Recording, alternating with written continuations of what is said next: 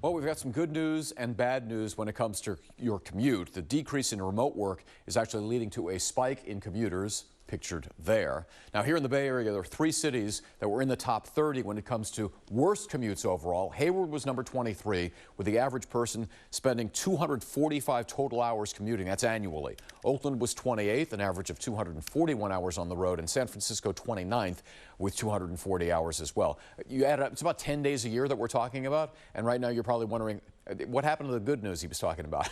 ABC 7 News reporter Dustin Dorsey in the South Bay with that part of the story. When it comes to one of the biggest issues plaguing Bay Area residents, one topic seems to always come up: the traffic in the commute. It's just stop and go traffic everywhere. Accidents, people driving fast, people in a hurry. Congested, definitely congested, stressful.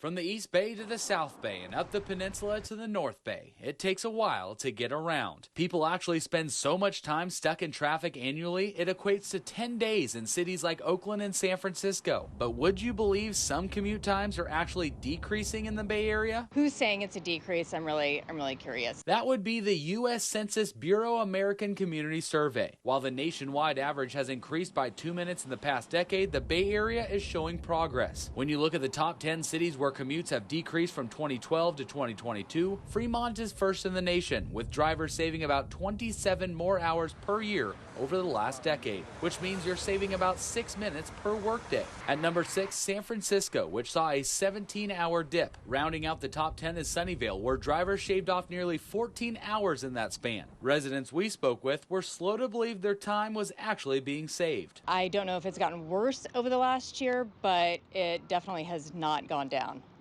Not even close. Metropolitan Transportation Commission spokesperson John Goodwin, however, was not surprised. A lot changed in the Bay Area between 2012 and 2022. The biggest thing, of course, was the pandemic, and that introduced the widespread acceptance of remote work. Goodwin says more express lanes and continued emphasis on public transportation likely contributed to lighter commutes as well. But drivers say there needs to be more solutions to make a truly noticeable impact. Let us work remote. Maybe some kind of incentives for drivers, like if you take 3 or 4 people, maybe they can give some kind of discounts for everything. Goodwin says another solution comes down to solving a decades-old problem of affordability in housing. If workers can live where they work, commuting would be almost non-existent. Until that time, we wait in traffic. In the South Bay, Dustin Dorsey, ABC 7 News.